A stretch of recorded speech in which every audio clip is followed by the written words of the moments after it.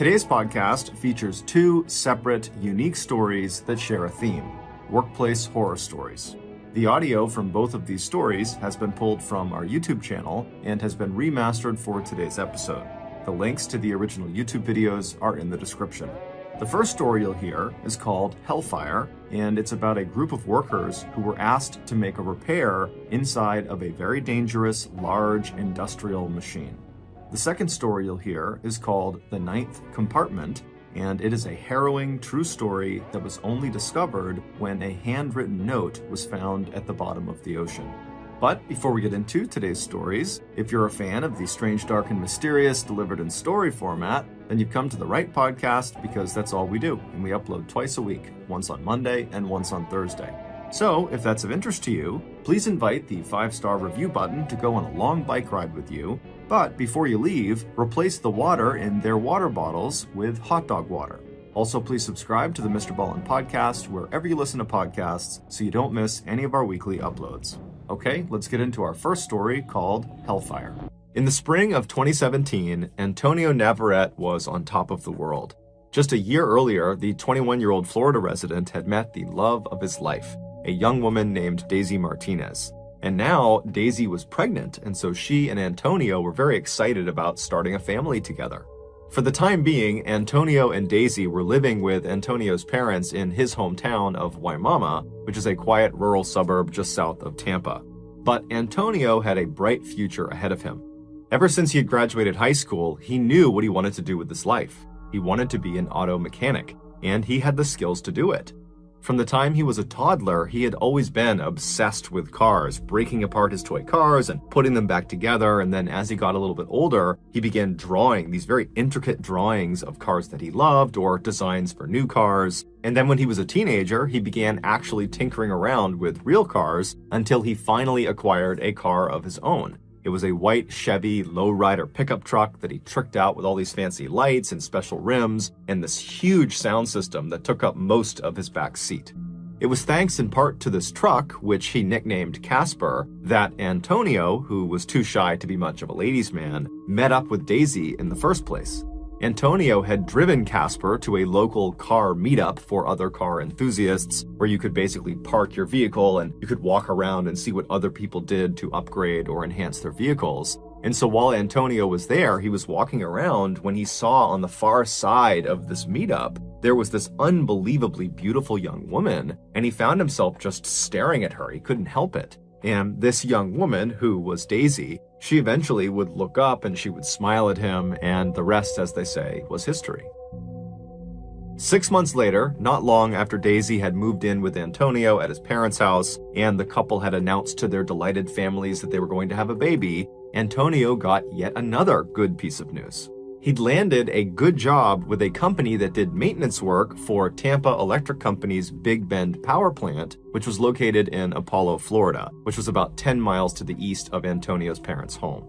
Now, this was not Antonio's dream job. He still very much wanted to eventually become an auto mechanic, but this job paid $12 an hour, nearly double what he was used to making. And so with this job, he and Daisy would finally be able to raise enough money to get a place of their own, hopefully before the baby arrived that fall. Also, Antonio had been told by other people who worked at this company that this was actually a really easy job, that pretty much you just rolled around on golf carts all day picking up trash. It was perfect. A few weeks later, on June 24th, Antonio found himself driving in his truck to the Big Bend power plant for his first day on the job. As he drove, he would have glanced over at the picture of Daisy he had taped to his dashboard. She was the only woman he had ever loved besides his mother. When Antonio arrived at the Big Bend power plant, he was totally amazed at just how enormous this thing was. It was basically this huge factory that sat right up against the water, and there were 4 huge smokestacks coming out of the ceiling of this factory with white smoke billowing out of them. This plant produced electricity, and they did this by burning coal. This process was done in 4 distinct units that were inside of this factory that Antonio was looking at. And each of these units is comprised of a humongous boiler which is basically a 12-story tall oven. And so coal is loaded into this huge boiler, and it burns at the bottom of the boiler, creating some steam. And that steam goes up the boiler and begins to turn these huge turbines, creating the electricity. And then the steam just continues up the boiler and then out its respective smokestack into the air. In newer units, the airborne ash, which is a natural byproduct of burning coal, is captured inside of the boiler. But at Big Bend, 3 of their 4 units were built in the 1970s, so they were older models, and they did not capture the airborne ash inside the boilers. Instead, the ash would get heated up so much that it would melt and turn into a substance called slag, which basically is molten lava, like the stuff that comes out of volcanoes. That's what slag is. And so as this slag kind of builds up inside of the boiler, it would go through this man-sized hole at the very bottom of the boiler. And right below that hole is this 30-foot tall water tank called a cooling tank. And this red-hot slag, it basically dumps down into that water, which cools it off, turning it into these kind of glassy rocks. And then they settle at the bottom of this 30-foot cooling tank. And at the bottom of the cooling tank is this grinding mechanism that pulls these hardened, cooled off little boulders of slag into it. And it crushes them up and spits them out on the other side as little tiny bits of slag chips. And then these chips get sold for use in everything from sandpaper to roofing shingles. So after Antonio had spent several minutes just admiring this gargantuan building he would be working in, he gathered up his things, he hopped out of his truck, and he headed toward the front doors. That day, and the next couple of days, were very uneventful for Antonio. He basically just sat in a break room and watched videos about safety and training. And then when he wasn't doing that, he was out trying to navigate around the inside of this huge factory, which was basically this huge maze. And he found very quickly that it was a very hazardous place to work, as there were huge trucks moving around inside of it. It was super loud, and there was just heavy machinery operating constantly all around you. But after several days of just kind of walking around and asking people what things were, Antonio felt like he had a pretty good handle on the layout and also on what his job would entail. On Thursday, June 29th, so just 4 days into doing this new job, Antonio woke up in his parents' house in a really good mood because the next day, that Friday, Daisy was going in for an ultrasound and they were going to find out whether their baby was a boy or a girl, and he was very excited about this. And so Antonio came downstairs, he grabbed a quick bite to eat, and then he kissed Daisy on the cheek, and he headed outside into his truck and began the commute to work. A few hours later, Antonio's mother was in the grocery store when she pulled her phone out of her purse, and she noticed Antonio had called her and she missed it, but he had left a voicemail. And so she played the voicemail and then put the phone to her ear. And what she heard was quite possibly the most traumatic thing a mother could ever hear from their child. After leaving the house that morning, Antonio drove all the way to work, no problem. He parked in the lot, he went inside the building, and initially the day was like any other day. He just kind of drove around the facility and picked up trash, and that was it. But just a couple of hours into his shift, 2 fairly significant issues arose simultaneously inside of Unit 2. In the boiler, the slag that was building up had somehow created a sort of plug over that man-sized hole where the slag was supposed to dump into the water chamber. And so as more and more slag was being created as the ash melted, it wasn't draining into that chamber. And so all of this slag was just building up on top of itself inside of the boiler. And then in the water chamber, completely unconnected from the issue in the boiler, the slag that had fallen into the water chamber, that had cooled and settled at the bottom, it had landed in such a way that it actually blocked the grinding mechanism. And so none of the cooled slag boulders and rocks were being ground up and expelled out the other side. And so they needed to fix these 2 issues quickly, otherwise Unit 2 would become basically ineffective. Now, the safe way to fix these 2 blockages would be to start by turning off Unit 2's boiler. And then once it was off, you could drop dynamite into the boiler itself and break up the blockage over the man-sized hole, and you could send a team into the water chamber after you drained it to chip away and move the blockage over the grinding mechanism. However, turning a boiler off at a power plant is extremely expensive. And so the Tampa Electric Company decided, you know what? Let's just have them fix these blockages without turning the boiler off. And so at 4 in the afternoon, a senior plant manager rounded up 5 other employees, which included Antonio, to come with him and do these repairs inside of Unit 2. And so the plan was to empty all the water from the cooling chamber of Unit 2, and then once it was empty, they would open something called the doghouse door, which is on the outside of the cooling chamber towards the bottom. They would open that up, giving them a line of sight into the bottom of this cooling chamber where that grinding mechanism was, where all those slag rocks had kind of come to a stop on top of it, and they would fire water cannons into the bottom of this cooling chamber to attempt to dislodge these slag rocks off of the grinding mechanism. And then after they cleared that blockage, they would shut the doghouse door and they would somehow deal with the blockage inside of the boiler. But that felt like a secondary issue. They needed to make sure the grinding mechanism was cleared before they did anything else. Now, you need to understand that this company had asked their employees to do this type of repair before, to do it with the boiler still on, and in the past, nothing bad had ever happened, and so these 6 guys, including Antonio, must have thought this was just totally routine, that we would never be asked to do something like this if it was extremely hazardous. But it would turn out what they were doing, making these repairs with the boiler still on, was quite possibly the most hazardous thing they could possibly do at this plant.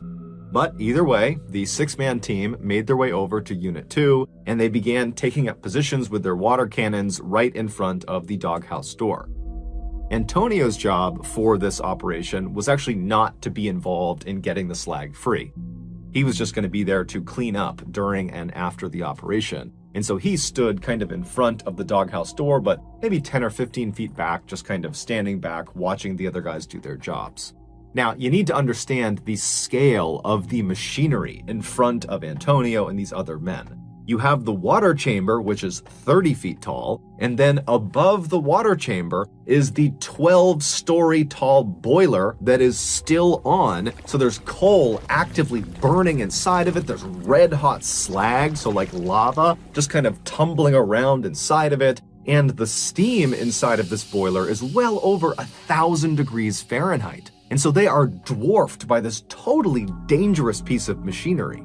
But eventually, their operation begins. The senior plant manager has the water chamber drained, and then after it's empty, they open the doghouse door, and Antonio watched as the other 5 men took turns with their water cannons, firing them through this door at the big slag rocks that are sitting on top of the grinding mechanism. And it wasn't really working that well, but they were starting to make some progress. And Antonio likely was just kind of getting bored waiting for this to be over because there really wasn't much for him to do. There wasn't much cleanup. And then as he's standing there, something horrible happened. Because the boiler had been left on, all that ash was still getting melted and turned into slag. And the slag was not being drained because that plug had formed over the man-sized hole in the boiler. And so you have all this slag that's building up.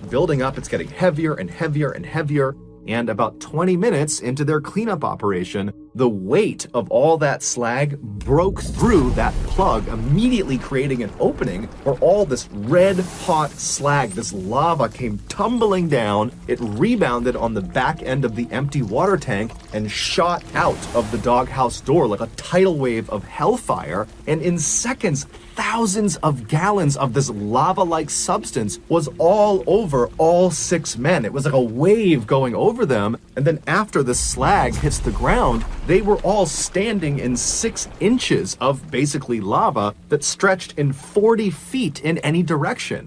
Now, unlike trying to run in, let's say, mud or deep water where you're just kind of moving slowly, every step you take in this slag, basically your foot melts into the slag. So with every step, your shoe melts, then your skin melts, then your bones melt into this substance. And so all these men, after immediately being hit with this stuff and catching on fire, literally, they likely tried to start running, but it was like their bodies were slowly consumed by this slag feet first. And so Antonio tried to run like the rest of them, but he couldn't go anywhere and he fell onto the slag. So he's laying on his side, and as he's melting and burning to death, he reaches into his pants pocket with his free hand and he pulls his phone out and he calls his mother.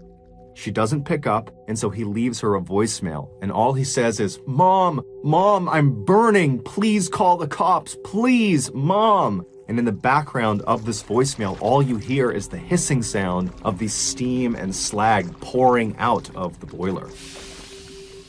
In total, 5 of the 6 men that were a part of this repair operation would be killed from this tidal wave of slag. Antonio would be one of them. Tampa Electric would end up paying out a settlement to each of the families of the deceased.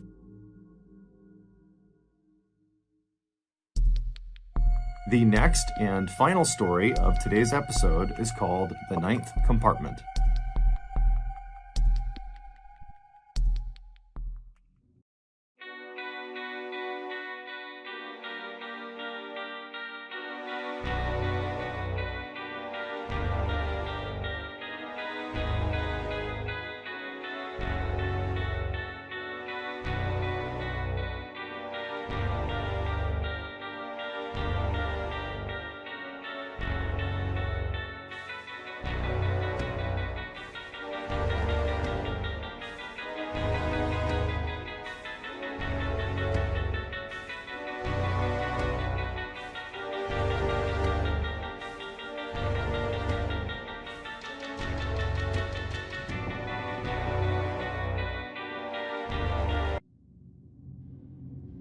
On the morning of August 12, 2000, 33 of Russia's best naval warships stopped inside of a particular section of the Barents Sea.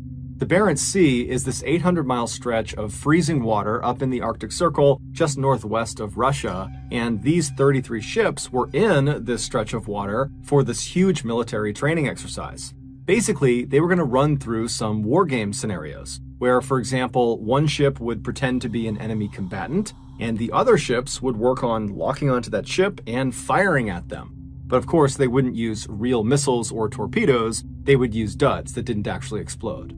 And so around 9 a.m., the man who was in charge of this entire operation, his name was Admiral Popov, and he was actually on board one of these 33 ships. He authorized one of the submarines that was out there to shoot 2 of their dummy torpedoes at a target, an enemy combatant, which was actually just one of the other ships.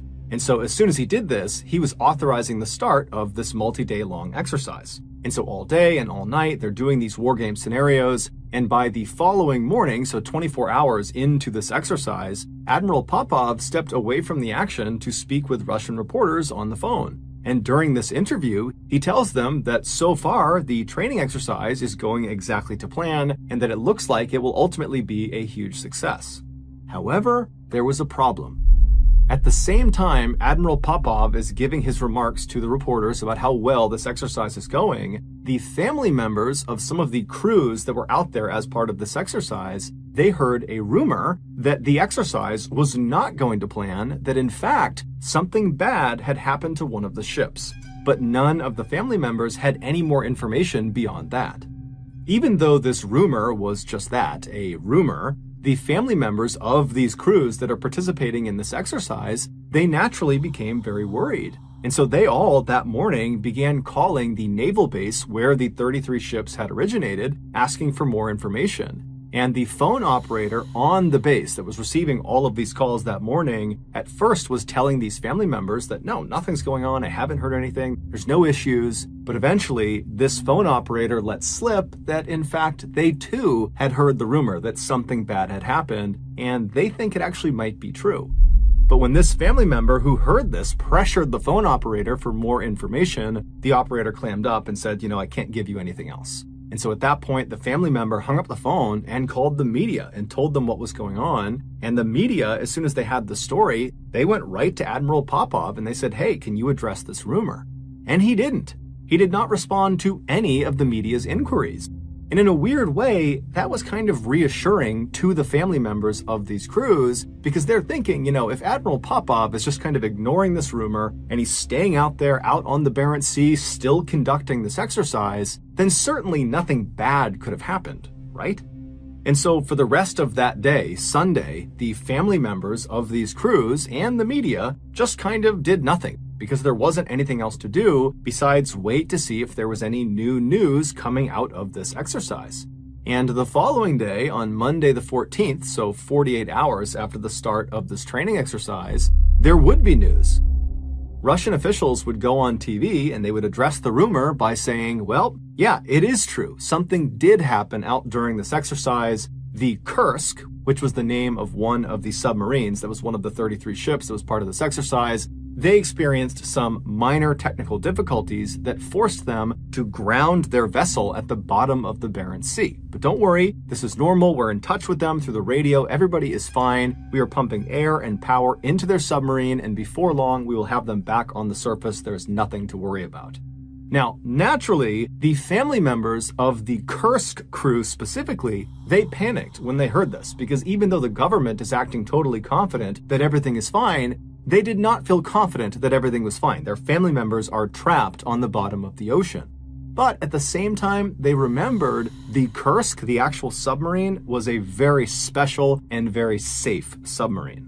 The Kursk was quite literally Russia's best ship. They had spared no expense on it. It was extremely expensive. And it was massive. It was bigger than 2 football fields put together. And it was constructed out of this very specialized, highly reinforced steel that allowed it to take a direct hit from a torpedo and just keep on going, no problem. It was also outfitted on the inside with all the latest and greatest technology. And so if you were going to be stuck at the bottom of the ocean inside of a submarine, you would want to be stuck inside of the Kursk. And so the families took solace in that. But over the next couple of days, despite the government reassuring everybody in the news that everything was fine, it's totally minor, we're going to have the Kursk up in no time, despite all that, the Kursk still had not been raised to the surface. And the government was not giving the families or the media any new information. And so in this kind of void of no real information, the families began to panic and the media began to speculate. Did the Kursk really suffer from minor technical difficulties like the government was saying? Or was this something more serious? This question would be answered on August 21st, so 9 days after this training exercise had begun, when a Norwegian dive team, they were out there to assist in the recovery effort, they were able to dive down to the Kursk, and they actually got inside of the submarine through an escape hatch. An escape hatch is like this watertight closet that kind of sits on the outside of the submarine, and it allows people to go in and out of the submarine without flooding it. And once these Norwegian divers got inside of the Kursk and had a look around, they were totally shocked at what they saw. While the exact details of what happened inside the Kursk are still debated today, and probably will be for some time, there is one aspect of the story that is more or less universally accepted. And that is what happened inside of compartment number 9. The Kursk was divided into 9 watertight segments called compartments. Number 1 was at the front of the submarine, and then it went 2, 3, 4, all the way down to 9 in the very back of the submarine. And the reason we know what happened inside of compartment number 9 is because a 27-year-old Kursk crew member, Dmitry Kolesnikov, told us. Dmitry was born into a family of submariners. His father was a submariner, and his father's father was a submariner, and Dmitry idolized them, and so growing up, that was all he ever wanted to be. And in the late 1990s, his dream would become a reality when he commissioned as a naval officer in the Russian Navy and was given orders to serve on board the Kursk. 4 months before this training exercise out in the Barents Sea, Dmitry met and very quickly married a high school teacher named Olga, and right after their wedding, one of the first things he did is he brought her on board the Kursk for a tour. And Olga brought along a video camera and filmed her tour through the ship. And on this video, Dmitry is all smiles. He is so happy to be leading her around the ship and introducing her to people and showing her all the cramped spaces on board the submarine. It's really obvious that Dmitry was so proud of his job. Not only of his job, but also just so proud to be sharing this part of his life with his wife. Fast forward to August 12th, 2000, and Dmitry, along with 117 other crew members on board the Kursk, had just arrived at their designated section in the Barents Sea for this training exercise. And at 11:27 a.m., the captain of the Kursk came over the radio and he told Admiral Popov, who was not on the Kursk, he was on a separate ship, he told the admiral that the Kursk was about to fire their 2 dummy torpedoes. After this call was made, the men in the first compartment of the Kursk, so at the very front of the Kursk, this is where all the torpedoes, both fake and real, are stored, they began loading these 2 dummy torpedoes. Meanwhile, Dmitry was all the way back in the 7th compartment, the engine room. That was where he was stationed. He was actually in charge of everybody who worked in the 7th compartment. And so as these 2 dummy torpedoes are being loaded, Dmitry and his men, there weren't that many of them, they were twisting dials and pulling levers, when all of a sudden there's this really loud crashing sound, and then the ship shudders and then jolts hard to one side, as if someone had grabbed the front of the submarine and just forced it to one direction. What Dmitry and the men in the 7th compartment could not have possibly known was that one of the real torpedoes in the first compartment had malfunctioned and it exploded. But because of how well built the Kursk was, how strong the exterior walls were, this torpedo, as advertised, did not puncture through it. It did a lot of damage and caused a massive fire, but the sub was not sinking. So back in the 7th compartment, Dmitry, he stands up from being jostled to the ground, and the alarms are going off and everything is totally chaotic. Everyone's asking what's going on. And Dmitry, he takes charge and he tells his men to follow the emergency protocol, which was to seal the watertight doors of your compartment. And so in this case, he sealed both the doors, one leading to the 6th compartment and the other leading to the 8th compartment. There's a lot of reasons for why they do this, but in essence, if there's a leak somewhere in the submarine, by sealing off your compartment, you protect yourself from being flooded. As Dmitry and his men are sealing these 2 doors, they would have begun to see and smell smoke as it came in through the ventilation ducts because there was now this uncontrolled fire raging at the front of the submarine. They also would have felt the submarine suddenly pitch upward at a very steep angle as the captain of the Kursk desperately tried to surface. But before they could reach the surface, that uncontained fire reached the other live torpedoes and it set off this almost instantaneous chain reaction of explosions. This second collective blast killed virtually everyone in the front half of the submarine. Either the blast itself blew them apart, or once this hole in the front of the submarine, because the second blast did puncture the walls, once that hole was created, all this Arctic water began flooding into the submarine. So if you didn't get killed by the blast, you very quickly drowned. The only people who survived the first and second explosions were anyone in the 6th compartment going backwards, so 6, 7, 8, and 9. And so Dmitry and the other men in the 7th compartment, they would have been definitely badly shaken up from that second explosion. That completely rocked the submarine and sent them tumbling all over the place, but they would have been very alive and very aware of the terrible situation they were in. And so I would imagine that Dmitry and the others tried to grab onto any of the piping or anything they could as the submarine, because the control tower has been destroyed, just angled straight down and began careening downward. At 11:32 a.m., just 4 minutes after that initial explosion, the Kursk slammed nose first into the ocean floor 350 feet below the surface, and then the back half of the Kursk came down to rest.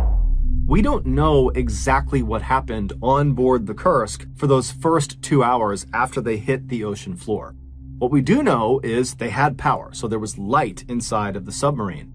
Also, the air purifiers were still working, so despite the chemicals and smoke that was in the air, it was relatively easy to breathe.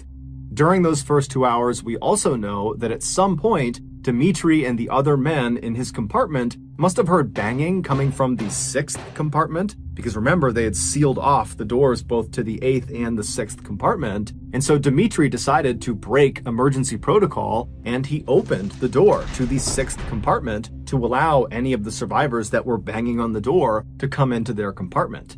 And when Dmitry and his men opened that door and looked into the 6th compartment, they would have seen that it was rapidly flooding, and most likely anybody forward of that compartment, so 5, 4, 3, 2, 1, they were already dead. By 1:30 p.m., Dmitry and his men in the 7th compartment and the other survivors from the 6th compartment, they were forced to retreat from the 7th over to the 8th compartment and then finally into the 9th compartment because of flooding. Even though they had sealed off their watertight doors, The walls were no longer watertight because this huge explosion had sent shrapnel flying down the body of the submarine, puncturing holes in all of the walls. And so it didn't matter if you shut your watertight door. Eventually, as one compartment would fill up, it would begin leaking through all the cracks in the walls. And so Dmitri and all of the people he was with, they would have been very aware of that. And so by the time they got all the way back to the 9th compartment, the very back compartment, there was nowhere else to go. The water was going to eventually reach them, and they were doomed unless they got rescued or if they left out of the escape hatch. Despite how absolutely terrifying this situation must have been, Dmitri remained calm. In fact, he was so calm that he pulled out a piece of paper as he's sitting in this cramped 9th compartment with these 22 other men, and he writes the date and time in the corner, and then he begins to kind of describe what had happened. He talks about there being an explosion, and he thought he and these 22 men were the only survivors, and he says they're now trapped in the 9th compartment, and they have to wait for rescue. He also talks about how they had considered going out the escape hatch, but apparently it hadn't worked.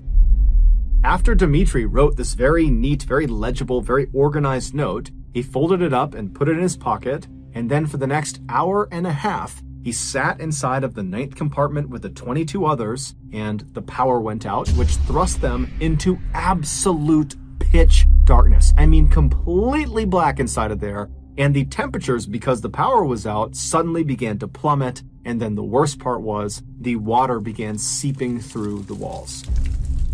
And so Dmitri and the other men, they would have known that it's just a matter of time before this room fills completely with water, and there is nowhere to go. And so with the water rising all around them, Dmitri pulls that paper back out of his pocket and he adds to the note. And this time, his handwriting is barely legible. And it's because he's probably suffering from hypothermia, so he's shaking. He can't see what he's writing. In fact, he writes the words, "I'm writing blind," to indicate it's totally dark in the room. And in this second note he leaves on this piece of paper, which was dated and time-stamped an hour and a half after the first one, Dmitri indicates that he does not think he's going to survive. It's very clear none of them think they're going to survive. Then, with the remaining space on this piece of paper, Dmitri writes this very loving and very thoughtful message to his wife and his family saying goodbye, and then his final words on this note are, "Regards to everybody, no need to despair, Kolesnikov." After he wrote this second message on this note, he folded the paper up, put it in his breast pocket, and then in total darkness, listening to the sound of water rushing into the room, he and the other 22 damned souls prepared to die.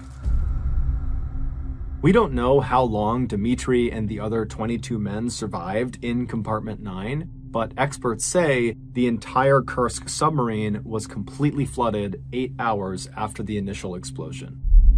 One of the most heartbreaking aspects of this case is that Dmitri and these 22 other men could have potentially been saved if the Russian response was a little bit more urgent and coordinated. Despite 2 of the ships, including the ship that Admiral Popov was on, hearing and feeling the second explosion that the Kursk experienced, nothing was done about it. It was reported, but no one really did anything. And then when no one could get in touch with the Kursk after they had said they were going to fire those 2 dummy torpedoes, everybody else, all the other ships, Admiral Popov, they all just said, you know what, I'm sure it's just their radios and they're fine and they'll be in touch soon. And so it wasn't until later that evening when the Russian Navy even figured out there was a major problem with the Kursk, that the Kursk has vanished. And then it would be several hours before they even got a rescue submersible in the water down to the Kursk. And then once it was down there, they could not latch onto the escape hatch on the submarine. And so even if there were survivors inside of the submarine, they would not have been able to exit into this rescue submersible. And so for days and days, the Russians struggled to try to get inside of the submarine and kept turning down foreign aid from Norway, from America, from Great Britain. And then finally, 9 days after the Kursk had sank, the Russians did accept foreign aid, and that's when the Norwegian dive team, they went down and they were able to open up the escape hatch. And when they went inside the submarine, they saw it was completely flooded. There were bodies floating everywhere. And that's when ultimately Dmitri's body was found, and they found that note tucked in his breast pocket. Russia would go on to award the entire crew of the Kursk with the Order of Courage, which is a very significant military award. And the families of the crew of the Kursk were given 10 years' salary each. They were also given free housing in any Russian city, and their children would all have their college education paid for.